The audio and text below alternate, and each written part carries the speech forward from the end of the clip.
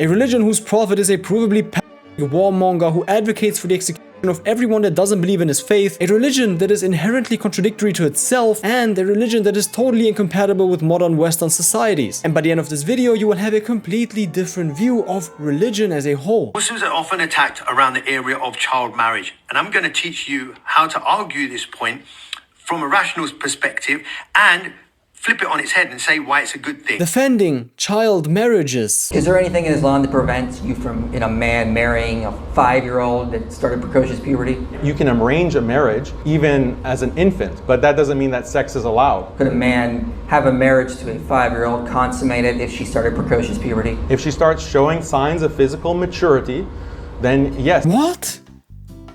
What? This is fucking insane. The Quran gives an age of marriage. It is very clear. It gives something called an age of marriage. And that age of marriage is when you reach puberty, essence. Puberty. So puberty is when you're mature. Has a 9-year-old ever completed puberty?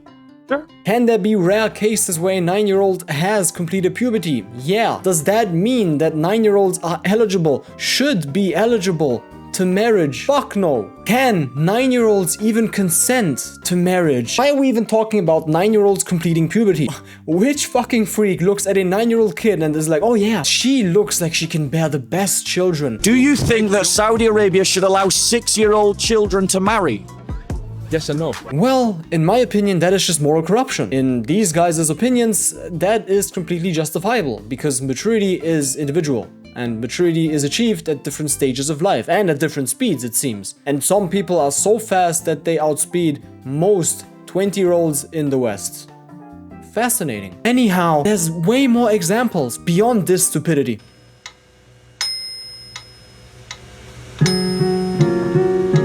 Overt misogyny and overt sexism.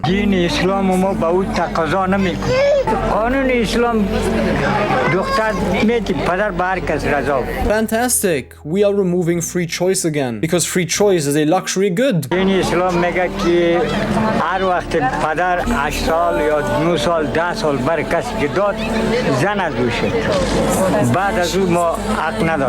it up to dad to marry you away when you're 8, 9, 10. Since he doesn't find the strength in his own manhood, he has to assert his dominance by treating the wives in his life like fucking livestock. One of the interesting things I was reading is that if your wife messes something up, you don't like it, you tell her you did something wrong. Don't worry, because if that wasn't enough, your wife obviously has to be raised like a child because women don't know what they want. Women cannot decide for themselves. And women are rational beings, completely driven by emotion. So if they do mess up, then be sure to educate your wife. But thirdly, you may strike her. Is that right? Yeah, it is. By slapping her across the face. And that's not even the worst example that I saw. I saw a clip of the same two people interviewing each other. The same guy interviewing this imam.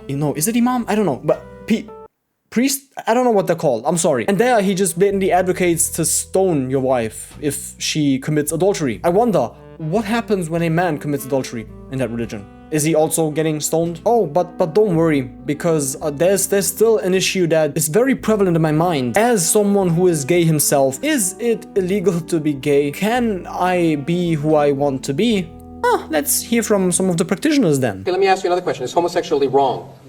In the Islamic tradition, it's a sin. Alright, so it is a sin. But don't worry, guys, not the person itself is a sin. Girls, do we hate this flag? Yes. Are we against the values of this flag? Of course. Do we hate the people of this flag? No. Can we make fun of the people of this flag? Not at all. Should we be kind to the people of this flag? Of course. So that basically means that Islam isn't really homophobic, because they don't hate the people, they just hate the concept and the act of seeing two men kiss on the street. The inclination of wanting to sleep with another man needs to be suppressed, just like any other sin. Just like you want to kill someone, you have to suppress that natural instinct of yours. If you do, then you can still get to heaven and you won't be punished in eternal hellfire. Do you support the LGBT agenda? Wallahu alladhi la ilaha illahu, I do not. That is very funny of you to say, Mr. Suleiman. By the way, this is an American imam who is obviously against LGBT and later on goes to say that you also shouldn't support the political cause. Even if you don't support the moral action of being gay, you shouldn't support the political agenda because it is in direct contradiction to religion. Funny, because he was actually seen on an LGBTQ protest. He contradicted himself. which in my opinion is totally consistent with his religion because that contradicts itself all the time. There's also a video of him addressing... Nine, it's done. Wait, excuse me, I just have to change my batteries. Back to full power. There's also a video of him addressing that controversy. Yo!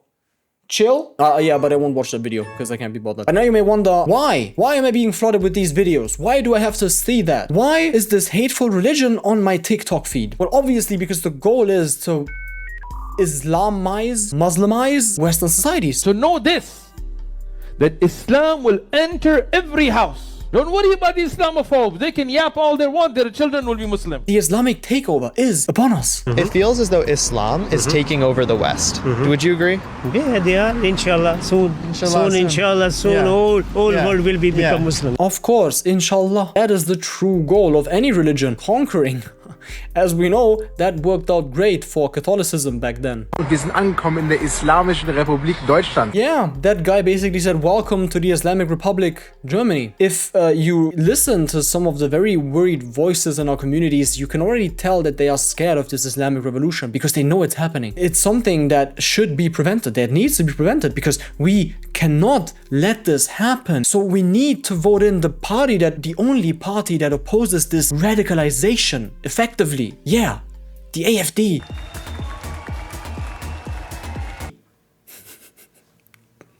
Okay, who am I kidding? Actually, let's be real. This is not just a problem for Islam. This is a problem for every major religion. What is the actual issue in all of those clips that I showed you? It's religious literalism. Taking an old-ass book, scriptures from ancient times, and then trying to apply them to a modern society does not work. Are there some very damaging aspects in the Islamic religion? Yes. Are there damaging beliefs in every religion? Also, yes. Why are these extreme examples pushed? Why do we only have Islam is fucking bad and horrible and there's so many bad things that are not compatible with Western societies versus Islam is actually the religion of peace? We're great, we are supportive, we love everything. Can't we acknowledge that there's both aspects in this religion? What can we do about it? Do not interpret the book as a prescription to what a society is supposed to be in modern times. What you need to do is take the overarching principles, the morals, the stories that you learn from, and then apply those principles, the ethics out of those stories to the modern society. But then you may ask, why do we need religion in the first place if we already have all of these principles and morals? Isn't it completely redundant at this point? Well, it depends. It depends on what you do with the religion. Two of my best friends are Muslims and they practice the religion in a way that is tolerant, open-minded. That is the overarching message. Be a better human. Using religion as a weapon to spread your own hatred will never work. And you can never try to convince anyone of anything if you actively hate them. You will not convert someone that is gay because your scripture said that it's wrong. Instead, as someone who has moral values, reject everything that is hateful. Take the good aspects and leave the fucking bad aspects where they belong.